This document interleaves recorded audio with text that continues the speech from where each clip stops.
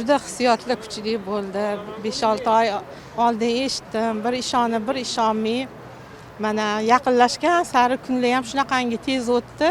Bugun juda ham boshqacha, kechqurun ham uyqusi kelmadi. Mayli, Allohim eson-omon borib, eson-omon kelishimizni Alloh nasib qilsin.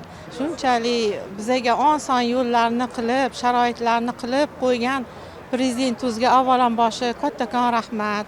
Xursandmiz. Hamma minnatdor. Yurtimizdagi hamma insonlarga, o'shalarga borib, hoji ona, hoji ota bo'lib kelishni nasib qilsin.